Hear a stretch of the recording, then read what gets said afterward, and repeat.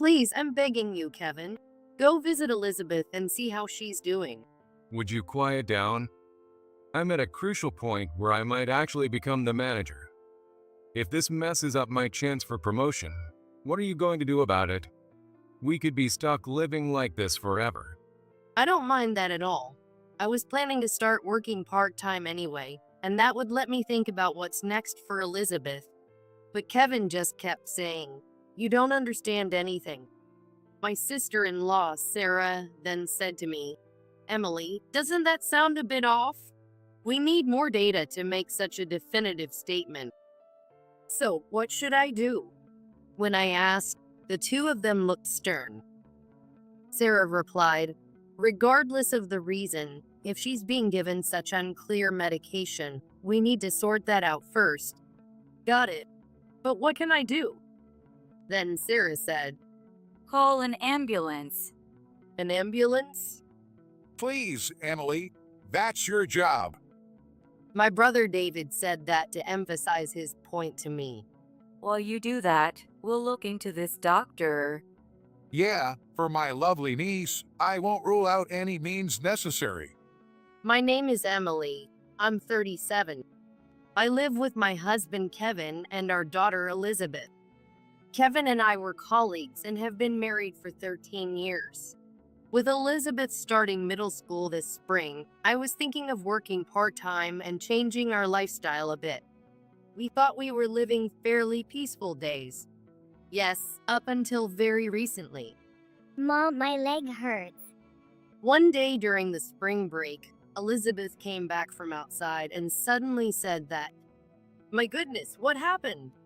Where does it hurt?" My knee feels dull, heavy, and sore inside. It's unusual for this normally stoic girl to say something like this. That meant we had to see a doctor, so we went to our local doctor at Smith Clinic. We've been going to Smith Clinic since we moved here after getting married, cared for by the previous doctor, Louis. Now, his daughter, Mary, has taken over and is looking after the health of our town. Our family is one of those she looks after. When Mary saw Elizabeth's condition, her expression turned grim. "Is something wrong?" She suggested, "Let's take an x-ray." Elizabeth looked at me anxiously. "It's okay," I reassured her as I sent her off. But Mary told us the result with a serious face. "This isn't good." "What do you mean by isn't good?" Let's talk about that later. But As I tilted my head, Dr. Mary firmly stated, she needs to be hospitalized for a while. She said it outright. And when Elizabeth was admitted, I was the only one called in, and she clearly stated, Elizabeth has osteosarcoma. This is a type of childhood cancer. "Osteosarcoma, childhood cancer." Both words chilled me to the bone. I remember reading about osteosarcoma in a comic once where the main character suffered from it. I hesitantly asked, "Could this possibly mean, that she might have to have her leg amputated or something like that?" In the comic, that's what the protagonist was told. No, I don't think it's that severe, but if we leave it untreated, it could get really bad. So let's start the treatment early. I could only trust Mary with her words. Once the word treatment was mentioned, there was nothing more I could say. And Kevin felt the same. When I first told Kevin about Elizabeth's illness, he said to me, Well, that's tough. But don't worry, just leave it to Mary. And then he went to bed early, as he had another busy day the next day. Honestly, our relationship as a couple isn't great. I often convince myself that maybe this is normal for most families. We've been married for 13 years. Since Elizabeth was born, I've been more of a mother than a wife, and I'm aware that Kevin doesn't really see me as a woman anymore. My gaining weight is probably one of the reasons, but that's something beyond my control. Now, we're more like a family that happens to have a child named Elizabeth than a couple. Still, when I heard our daughter was being hospitalized, I thought he could at least be a bit surprised or worried and show some appropriate reaction as a father. Meanwhile, Elizabeth was sad she couldn't attend the middle school entrance ceremony. Mom, how long do I need to stay in the hospital? I could only respond with, "Well, it might take a while." Honestly, that's all I can say. It's so boring. I was looking forward to starting middle school, making new friends, and all that. Hearing that really hurt me. Elizabeth was looking forward to joining a sports club and enjoying her middle school life. Yet, her middle school life stumbled right from the start. By the way, Mom, What is it? Dad hardly ever comes to visit, does he? I can't even see my friends, and the only people I meet all day are you and Mary. It's so boring. Elizabeth looked lonely as she said that. Indeed, that's true. Recently, she hasn't been able to meet anyone. If that's the case, we should let her friends visit her in the hospital, but they won't allow it. It's a critical time, they say, giving her therapeutic IVs and urging her to rest as much as possible, though not absolute rest. Is it really such a critical time? I wondered, but as a lay person, I wouldn't know. I kept asking Kevin, "Please, could you visit Elizabeth? She needs you." But the answer I get was this. Sorry, but I'm really busy right now. I don't have time to deal with you. It's not about me. It's about Elizabeth. I argue back. If it were about me, maybe it would be okay to ignore it. But can you really just ignore your own daughter? Would you quiet down? I'm at a crucial point where I might actually become the manager. If this messes up my chance for promotion, what are you going to do about it? We could be stuck living like this forever. I don't mind that at all. I was planning to start working part-time anyway, and that would let me think about what's next for Elizabeth. But Kevin just said, "You don't understand anything." He then cut off the conversation. "You don't understand anything" has been a constant complaint from Kevin towards me. Come to think of it, he's always been like that. I've known Kevin since we were colleagues, but his demeanor changed subtly after he met my brother when we started considering marriage. I lost my parents in a car accident during high school. Since then, my older brother David, who's a bit older than me, has also acted as my guardian. By the way, David is a veteran nurse. It's been his longtime dream to be a strong male nurse who can handle the tough tasks that female nurses often find challenging, and he eagerly pursued this career. David's wife, my sister-in-law Sarah, is a bit older than him and a physician. They might seem like an unlikely couple from the outside, but I've always thought they were perfect for each other. And they seem truly happy, which is something I've always aspired to have. Since they're both workaholics and don't have children, they've always doted on Elizabeth since she was born. As I was thinking about my life with Kevin, I suddenly realized I hadn't told David and Sarah about Elizabeth's situation. What am I doing? I can't believe I forgot. Despite being overwhelmed by the sudden developments, I hadn't contacted them, even though they're always concerned about her. I hurriedly reached out to them, and they responded immediately. "Why didn't you tell us sooner?" Sarah and David yelled through the tablet screen. "I'm sorry, I was just a bit overwhelmed." Well, that's understandable, but pediatric cancer, osteosarcoma, is that clinic okay? Sarah tilted her head as she asked me her question. "What do you mean?" Well, was the diagnosis just based on an X-ray? "Sorry, I'm not very knowledgeable about this." They glanced at each other. Realizing the conversation was getting too technical for me, a layperson, they seemed to forget that sometimes. Sorry about that. So, what's being done now? She's hospitalized and getting daily 4 treatments. They said it's a critical time. They looked at each other again, their expressions turning anxious. Emily, doesn't that sound a bit off? "What's off?" Sorry, but just hearing that, it seems medically unsound.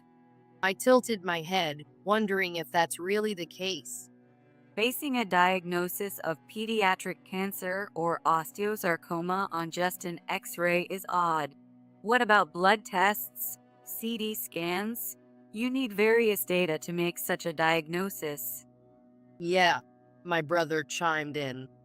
And to hospitalize her immediately for that treatment? That seems way off to me too. So, what should we do? I asked, and David's face turned stern. You need to stop that treatment right away. Right. You can't administer the right medication without a proper diagnosis. It's odd to do anything based on that alone. I realized they might be right. And if it really is pediatric cancer, thinking of treating it at your local clinic is just ridiculous. It made sense when they put it that way. There are quite a few general hospitals around here, right? Ours is one of them, but if they're classified as a pediatric hospital, they have to give appropriate treatment. So I think they have to take the baby to a general hospital first, rather than just treating them at the clinic. Ah, that's right. Yes, that really is true. What was I thinking? It was the same when Elizabeth was born. We had to transport her to a major hospital because Smith Clinic wasn't equipped to handle it, following Lewis's advice. Thanks to that, both Elizabeth and I were saved. It's shameful that I had forgotten such a thing. So, what should I do? Whatever the reason, if they're giving her some unclear medication, we need to sort that out first. I understand. But what can I do? What can I possibly do? Then Sarah said, Call an ambulance. An ambulance?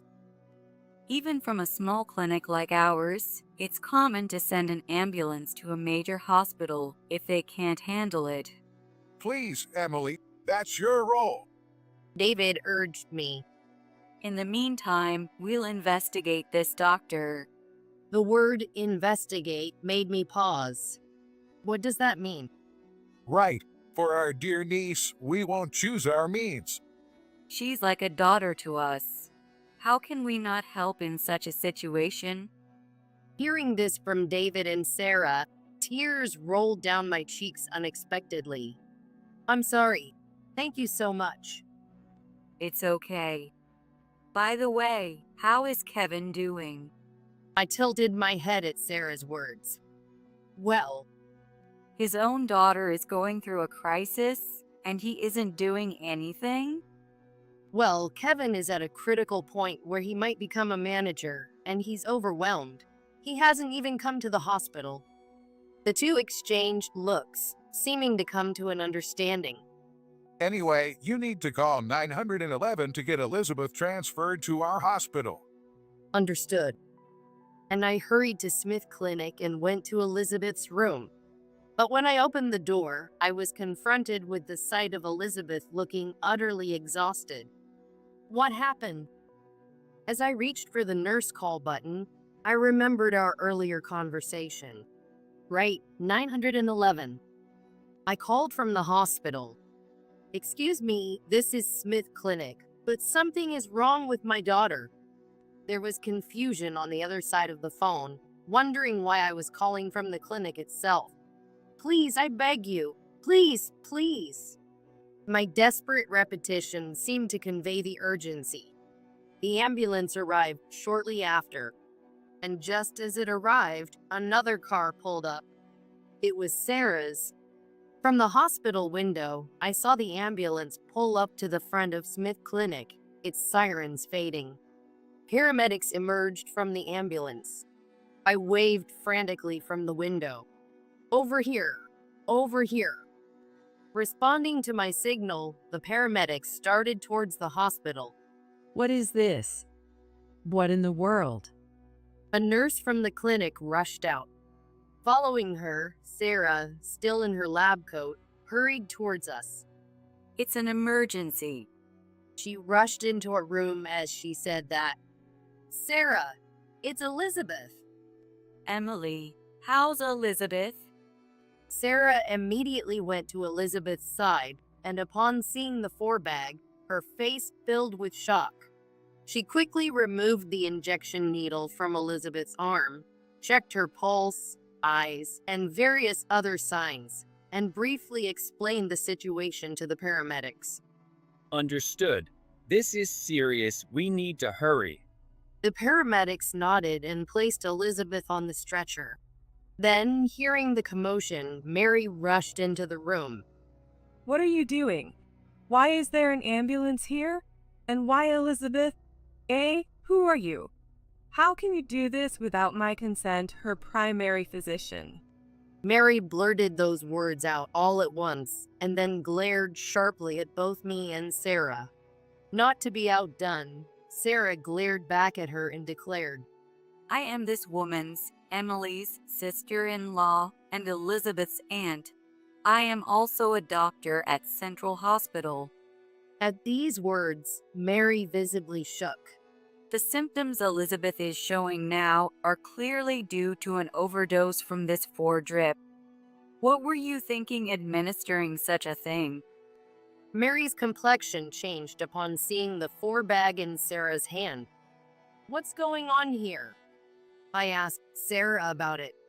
Well, the fact that Elizabeth is showing these symptoms now gives us a pretty good idea. Let's head to Central Hospital right away. Yes. And you? Sarah pointed sharply at Mary. I have some serious questions for you later. Be prepared. You've put my niece in this condition. We could hear Mary clicking her tongue. It was the first time I had seen her show such an attitude. Sarah urged, let's go quickly. And so I quickly moved to leave the place with everyone.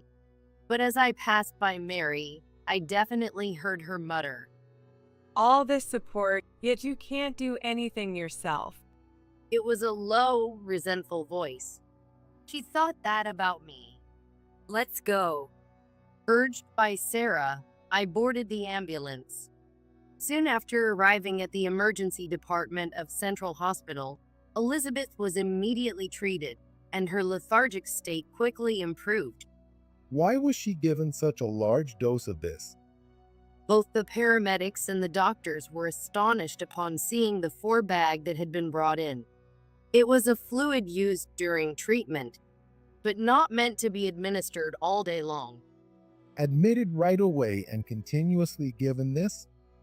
So she wasn't hospitalized to get better, but to get worse. Such direct expressions of astonishment came from the mouths of the surrounding doctors, and I was surprised. Hey, so Mary did that. But why? She's supposed to look after Elizabeth. I explained that she had been hospitalized under suspicion of osteosarcoma, and so the hospital immediately performed various tests. But the doctor who conducted the CT scan turned pale instantly. Osteosarcoma? That's ridiculous. This is just arthritis. Ridiculous? How could such a basic misdiagnosis happen? The emergency room doctor was so angry. I was surprised. Is it that easy to tell the difference? No, even if it's that simple, it's impossible for a layperson to judge. Was Mary using that to deceive me? David then said, Anyway, for now, we have a private room available in our hospital, so let's keep a close eye on her until she recovers. Surprised, I said, A private room? Don't worry, it's available now, and if it's about the cost, we will cover it. I had some concerns, but nothing could replace Elizabeth's life. That night, I set up a side bed in the private room and stayed overnight. Thanks to the treatment, Elizabeth regained consciousness, but was frightened and wanted me to stay with her all the time. I myself, not knowing what might happen, had resolved to stay by her side throughout. Later that night, after Elizabeth had fallen asleep, I began to doze off when suddenly I heard footsteps in the hallway outside. I immediately woke up, but pretended to be asleep. Then, I heard the door to the room quietly open. Someone was creeping closer. After all, after all the things I thought I could do for her. It was Mary's voice. Now that it has come to this. I heard the sound of rummaging through a bag. Then she pulled out a small bottle and a syringe. As I prepared to move, I strained my eyes to see what she was doing. Mary opened the bottle and drew some liquid into the syringe. She then reached for Elizabeth's arm, and I couldn't hold back any longer. "What are you doing?" I jumped up and lunged at her. Whoa. With that, the bottle and syringe rolled across the floor. Oh, you're heavy. I can't breathe. Oh, you were awake? It's not about whether I was awake. Get off, you're too heavy. My body weight, though not quite double, was perhaps 1.5 times that of Mary. Struggling, she couldn't move at all under my weight. Startled by the commotion, Elizabeth woke up and asked in surprise, "Hey, why? What's happening?" I told her urgently. Elizabeth, hit the nurse call button. "Okay." She pressed the nurse call repeatedly in a panic. Soon, footsteps approached from the nurse's station on this floor. The door opened and the lights came on. What on earth is going on here? It was my brother who spoke. Then, once again, I could hear Mary clicking her tongue. Well done, Emily. While saying this, my brother secured Mary's hands and feet with bands. This should keep her immobilized for now. He then picked up the drop medicine bottle, his expression distorting. What were you planning to do with our niece's life? His anger was palpable. Because you took her away from my clinic, I thought I could find an easier and less painful way. Because of what you did, I had to act quickly. Had to? What does that mean? Her vague words frightened me. My brother looked at me and said clearly, Basically, this person, though a doctor, was after Elizabeth's life. Suddenly, I felt like I couldn't breathe. What were you trying to do to me, Mary? Elizabeth was almost crying when she exclaimed that. Then there was the sound of the door opening again. Sarah entered, and it seemed someone else was behind her. She came after all. After all? I thought if we did this, she would surely come herself. That's why I arranged for a private room. I didn't want to disturb the other patients. With that, Sarah signaled to someone behind her to come in. I rushed to get an answer, but it was incredibly simple, wasn't it, Kevin? Yeah. I was confused as to why Kevin was here. What's going on, David, Sarah? Calling me here at this hour. Kevin, it's no use. Everything we did has been found out. Mary, why are you here? And why are you in such a state? It was then that Kevin seemed to notice Mary, who was restrained and on the floor, and he hurriedly spoke to her. "Kevin? Mary? Are you too close?" I shouted that when my brother shushed me. Right. Elizabeth is listening. It's okay, Mom. Elizabeth shouted. I want to know everything. After all, I'm here, and all the pain of not being able to start middle school right away, it's all because of you and Mary, isn't it? Elizabeth, you're really perceptive. Sarah gently stroked Elizabeth's shoulders and back. I'm already in middle school. It's better I understand these things. It's better to be told than to be kept in the dark. So please tell me, Mom.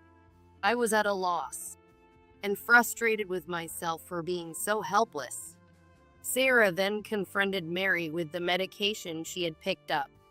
This is a muscle relaxant you brought, isn't it? If you had injected this concentration directly, it's obvious what would happen to this child. Sarah's hands were gloved, surely to preserve evidence. Your ride is here. Then more visitors arrived in the room. It was really good that the room was spacious. The visitors, showing their police badges to Kevin and Mary, declared firmly, I'm from the county police department. Dr. Mary, you are under arrest for the current offenses. Kevin, As an accomplice, you will accompany us. Kevin reflexively tried to flee upon hearing this. Hold on. You're not getting away. David's strong hands grabbed Kevin's shoulder. I've been acting as Emily's guardian since our parents died, thinking you would bring happiness to our family. But what is this? Your own child. While holding back his shouting, Sarah invited another person in. Well, it was really urgent, so we had to bring in a number of people quickly. But thanks to that, we figured it out. This man has been embezzling money from the company. Embezzlement? I let out the word unintentionally, and Kevin averted his gaze. Sorry, we're from a private investigator's office. We were asked to look into this urgently. But Kevin said he was on the verge of becoming a manager. That's why he's been so busy and hasn't even stopped by the house or come to visit her in the hospital. The investigator continued matter-of-factly. About that. It's the other way around. He was supposed to become a manager originally, but it was put on hold because he was suspected of embezzlement. But he never said a word. I hadn't imagined it. And to cover what he embezzled, he wanted the insurance money. Insurance money? This man had taken out a $200,000 life insurance policy on his daughter. I couldn't immediately grasp the implications. So, Kevin, were you planning to use Elizabeth's life to cover your debts? I had no choice. Otherwise, I would have been kicked out of the company. What are you talking about? Involuntarily, I swung my hand at Kevin. With a smack, my large hand struck Kevin's cheek, and he fell to the ground. Damn. You've really gotten big. That's why I lost interest in you. That has nothing to do with this. So, you were distracted by the always beautiful Mary because I gained weight. Yes. Ever since you gave birth, you just kept getting bigger and bigger. I was at a loss for words. I wanted to stay slim too, but I got sick during my pregnancy. It couldn't be helped. That's right. Emily got kidney issues during her pregnancy. Since then, it's been easier for her to gain weight. That's inevitable. Sarah added supportively. That's one thing. But it was during that time that Mary comforted me. The officers present sighed in response. Forget it. The main issue now is that this man tried to take his daughter's life. And you, sir, you asked her to do it. For now, we'll take these people into custody. I understand your anger, ma'am, but you wouldn't want to be charged with assault, would you? I was taken aback. We'll make sure you don't face any charges. It's going to be tough enough handling things for your daughter from here on. Yes. Oh, but let me ask just one thing. Didn't you love Elizabeth? I asked Kevin. I did at first. But as you kept gaining weight, I thought Elizabeth might end up the same, and I just didn't care anymore. So, Dad, you thought of me that way? And then you just didn't want me anymore? Elizabeth began to cry on the spot. I'm sorry. I'm so sorry. I hugged Elizabeth. It's because of me, isn't it? No, it's not your fault, Mom. You always did what was best for me. I understand that even as a middle schooler. Dad is just blaming everything on you. I don't want to call him Dad anymore. Just do whatever you want. That's probably for the best. Sarah agreed with her. And you were the head of Smith Clinic, right? A medical professional doing something like this, even though it was prevented, you can never return to this field again. Was he so important to you that you'd throw away your entire career over this? You wouldn't understand. Mary retorted bitterly. I worked hard to take over the current hospital, but Kevin was the only one who saw me as a woman. Do you think you could understand that feeling?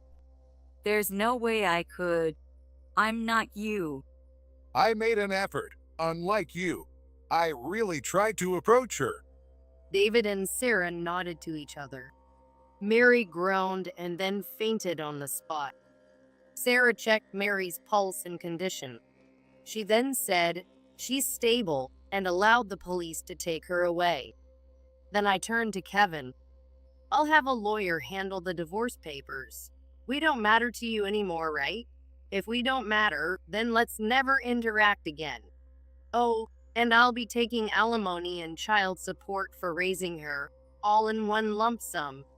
I never expected to be able to say such things so calmly. It must have been building up inside me. Kevin glared at me in frustration, but I was no longer going to lose to that. "Goodbye then." I said my parting words to Kevin. Afterwards, the two were arrested and eventually brought to trial. Due to the premeditated nature of the act and the execution of the intent to take a life, Kevin and Mary were sentenced to prison even though the crime was prevented. With Mary's arrest, Smith Clinic was forced to close. Even though Louis is already an elderly, he had to write referrals for current patients, which became a significant burden.